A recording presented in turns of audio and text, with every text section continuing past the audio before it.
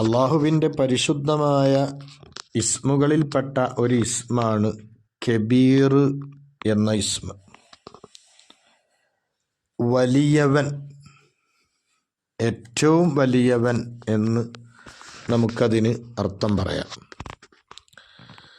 പരിശുദ്ധ ഖുർആനിൽ 6 പ്രാവശ്യമാണ് ഈ ഇസ്മ വന്നിട്ടുള്ളത്.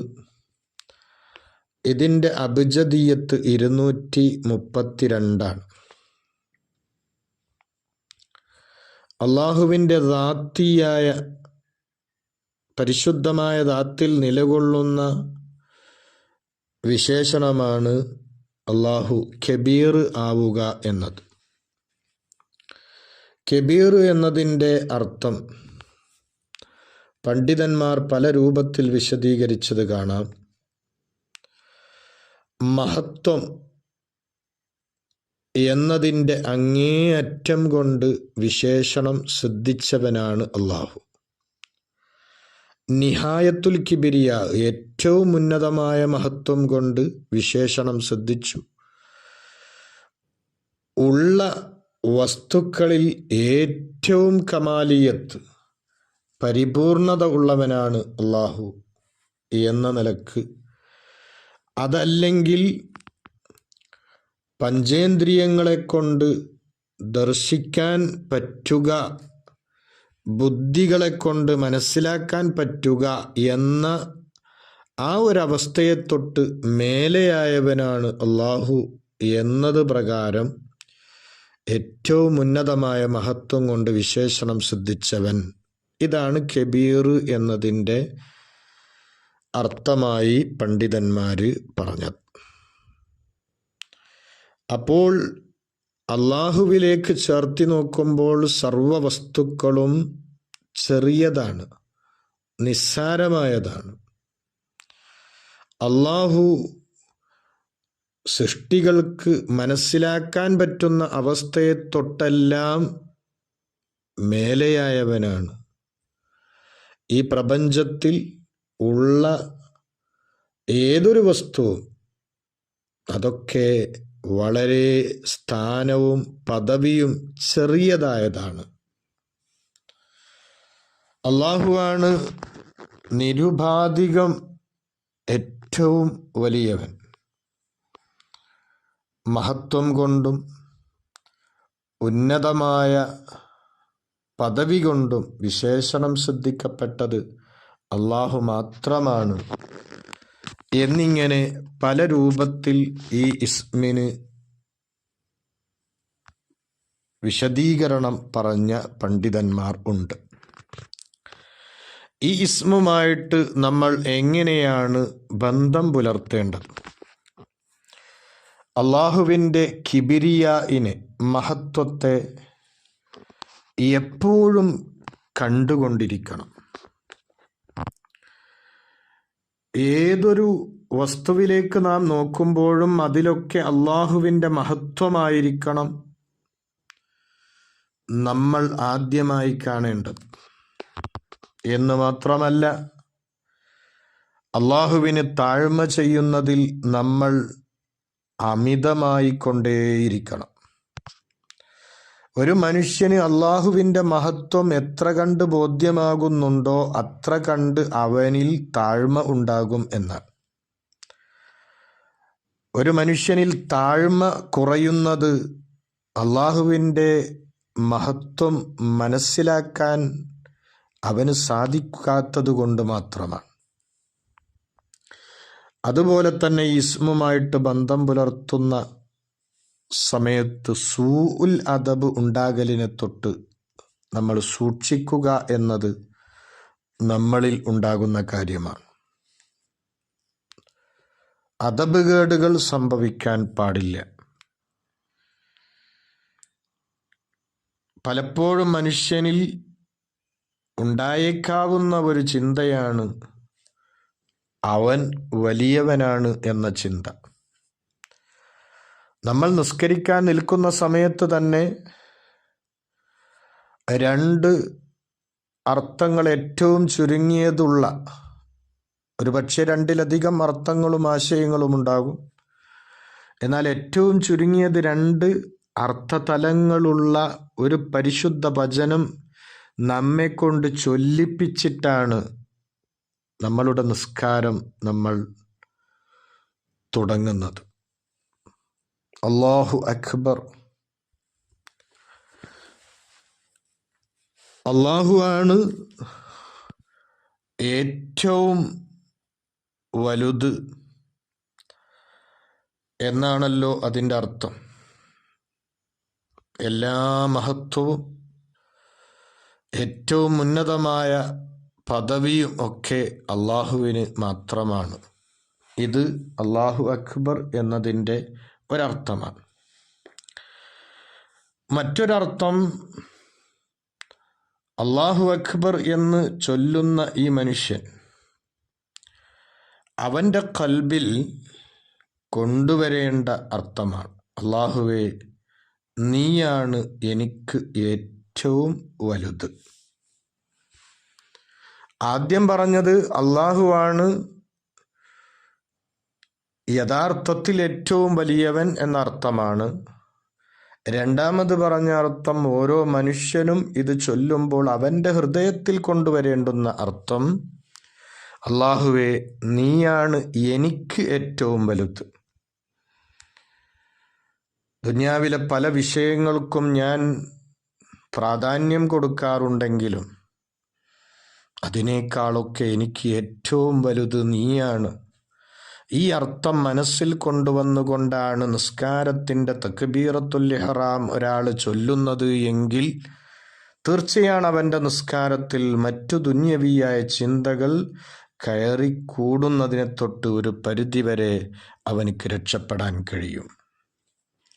ഇത് നാം അല്ലാഹു അക്ബർ എന്ന് ചൊല്ലുമ്പോൾ ആ ചൊല്ലുന്നതിൻ്റെയൊക്കെ ശൈലി കേൾക്കുമ്പോൾ ഞാനാണ് വലിയവൻ എന്ന ആ ഒരു അർത്ഥമാണോ ആ പദത്തിന് ഉള്ളത് എന്ന് വരെ മറ്റുള്ളവർ ചിന്തിച്ചു പോകുന്ന രൂപത്തിലുള്ള ശൈലിയിലാണ് പലരും ഇത് ഇക്ർ ചൊല്ലാറുള്ളത്. അപ്പം അത് നമ്മൾ വളരെ ശ്രദ്ധിക്കുക. അതുപോലെ തന്നെ അള്ളാഹുവിനെ കുറിച്ചൊരു മനുഷ്യൻ എൻ്റെ സൃഷ്ടാവായ അല്ലാഹുവാണ് ഏറ്റവും ഉന്നതൻ എന്ന ആ ഒരു ബോധത്തിലേക്ക് എത്തിയാൽ തീർച്ചയായും അവനിൽ കിബറിൻ്റെ ഒരംശം പോലും ഉണ്ടാവുകയില്ല. കിബർ എന്ന് പറഞ്ഞാൽ മാരകമായൊരു രോഗമാണ്. നമ്മൾ 1 കോടി നിസ്കാരം നിർവഹിച്ചിട്ടും നമ്മളിൽ ഒരു അണുമണിത്തൂക്കം കിബർ, അഹങ്കാരം അവശേഷിക്കുന്നുണ്ട് എങ്കിൽ തീർച്ചയായും നമ്മൾ നാശത്തിലേക്കാണ് പോവുക. അപ്പോൾ തൻ്റെ കിബർ ഇല്ലാതെയാകും. കാരണം ഇവിടെ കിബർ നടിക്കാൻ മുത്തക്കബ്ബീറായ അള്ളാഹുവിന് മാത്രമാണ് അർഹത. കബീറായ അള്ളാഹുവിന് മാത്രമുള്ളതാണത് എന്ന ബോധത്തിലേക്ക് എത്തലോടുകൂടെ അവന് കിബർ ഇല്ലാതെയാകും എന്നാണ്. കബീർ എന്ന ഇസ്മുമായിട്ട് സ്വഭാവം ശ്രദ്ധിക്കേണ്ടത് എങ്ങനെയാണ്? മഹത്തുക്കൾ പറഞ്ഞു, നിന്റെ നഫ്സിനെ ഇൽമിൻ്റെ മേഖലയിലും അമലിൻ്റെ മേഖലയിലും പരിപൂർണമാക്കലിൽ നീ പരിശ്രമിച്ചു കൊണ്ടേയിരിക്കണം. നീ കബീറാകാൻ പരിശ്രമിക്കുക. കബീറാകണമെങ്കിൽ എന്തു വേണം? നാഫിയായ ഇൽമ് ഉണ്ടാകണം. സ്വീകാര്യമായ അമലുകൾ നിന്നിലുണ്ടാകണം.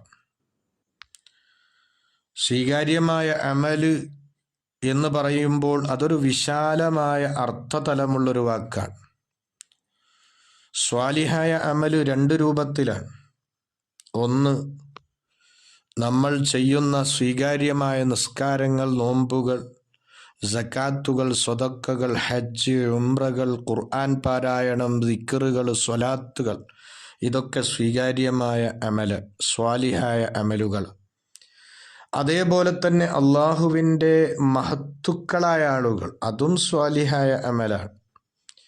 നൂഹ് നബി അലൈഹിസ്സലാമിൻ്റെ മകനെ സംബന്ധിച്ച് അള്ളാഹു പരിശുദ്ധ ഖുർആനിൽ പ്രയോഗിച്ച ഒരു പ്രയോഗമുണ്ട്, ഇന്നഹു അമലുൻ ഗൈറു സ്വാലിഹിൻ.